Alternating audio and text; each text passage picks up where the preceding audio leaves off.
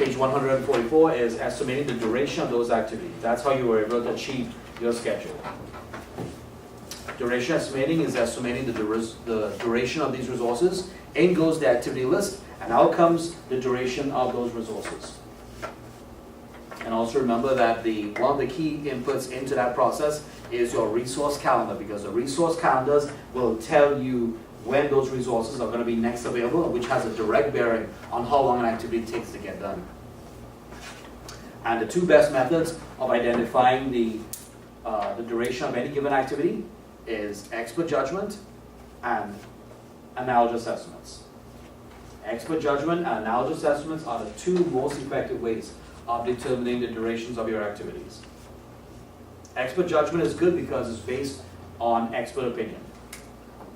And analogous estimates are good because it's based on historical performance. The third best one was 3-point estimates, which is commonly called the PERT calculation. PERT is a calculation used to determine the duration of any activity. It's your optimistic plus pessimistic plus 4 times most likely, all that over 6. Parametric is not a very effective way of determining the durations. Why? Because it's assuming that everything remains constant, which never happens long term. Everything remains constant only short term. But the further out you go, the more undulating that reality becomes. So this formula will not work on a long-term duration. And also reserve time. There are 2 types of reserves. There are contingencies and there are management reserves.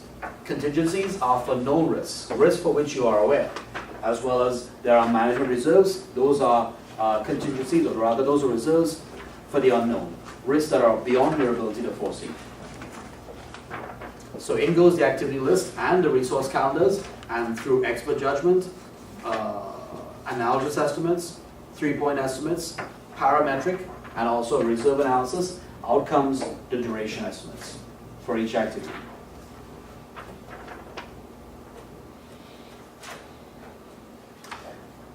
But in order to determine that, we need to do resource estimating, which is right before that.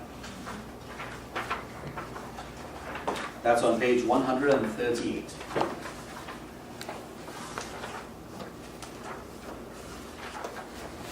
Resource estimating is determining the resources you need and how much. In goes the activities as well as the activity attributes. And out comes the resources and how much of them you're going to actually need in order to perform those pieces of work. And on the exam, there are 2 methods by which you can gather up or determine your resources. One is by expert judgment, and the other one is by bottom-up estimating. Remember, expert judgment is an opinion given by somebody who does this on a daily basis, whereas the bottom-up estimating, that is given by somebody who is in direct contact with the work being done. Bottom-up estimating is very accurate, but there are 2 serious drawbacks to it. Firstly, it is a slow process, and secondly, there's a temptation by people to panic. And the primary output is going to be your resource requirements, but also the secondary output is your resource breakdown structure, which is a breakdown of resources by category. The goal of the resource breakdown structure is to promote consistency in the management of resources. Sequencing of the activities. In goes your activity list, and out comes some sort of a diagram representation of the flow in which you like to see the activities executed. And that then took us on to page 128. Actually 127, where it spoke about activity dependencies. The 3 types of dependencies that can exist between any 2 activities would be mandatory, discretionary, and external. Mandatory dependencies are dependencies that are dictated by either the law or because of physics. Discretionary dependencies is totally up to you. And the external dependencies is where an activity is dependent on another one that sits outside the project or outside the project manager's authority. And then we went through precedence relationships. Finish to start, start to start, finish to finish, start to finish, lags and leads, all of which you are fully aware of it by now.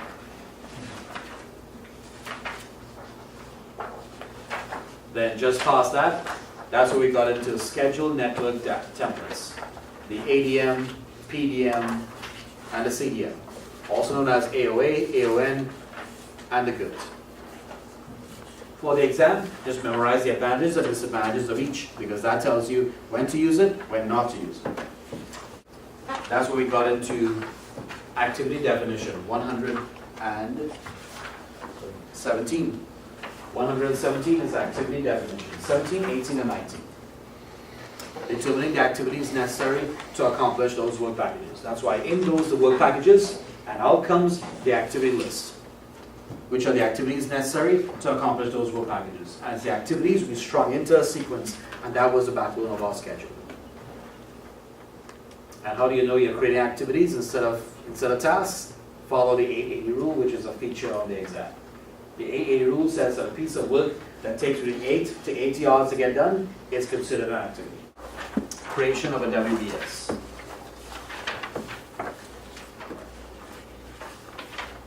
The WBS is a work breakdown structure. The goal is to create some sort of a hierarchical breakdown of the work involved in making that scope happen. That's why in goes the scope statement, and through decomposition, out comes two things, the WBS and the WBS dictionary. The goal there is to create the agreed upon solution that will be used to satisfy those requirements. So that's why in goes the requirements and out comes the scope statement. And the tools that we used to achieve that were alternatives identification, as well as expert judgment and facilitated workshops. And we also use product analysis, remember value engineering, determining how much value you can put into a product without spending a lot of money to put that value into that product. And for the exam, just memorize page 95, which is the contents of the scope statement. To achieve that scope statement, one has to have requirements, and that's on page 83. Collecting requirements. In goes the product charter, which is the need, and then through those tools and techniques of interviewing, focus groups, questionnaires, surveys, prototypes, and all that, out comes three main outputs. The requirements documentation itself, that are going to be used to satisfy the need.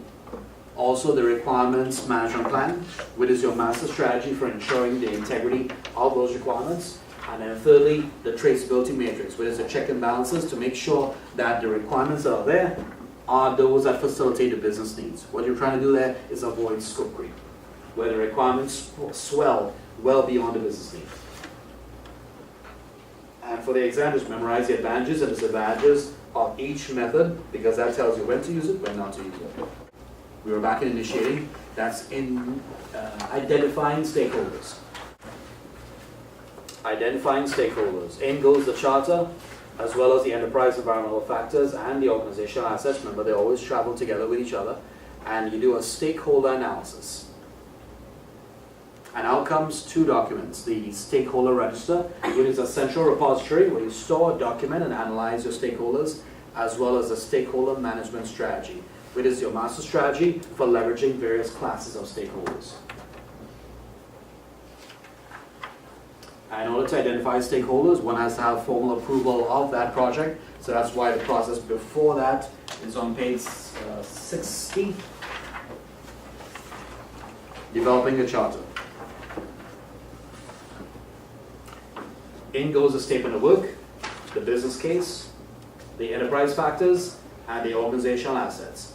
And the tools you use basically is expert judgment, and out comes the product charter, the approved project. 1249.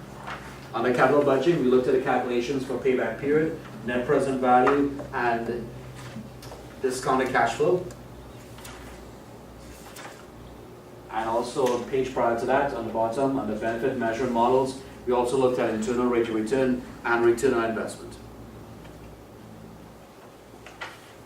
Scoring and rating systems that are commonly used to choose one project over another were decision tree, criteria profiling, weighted system, queue sorting, and the Delphi. Just memorize the advantages and disadvantages of each.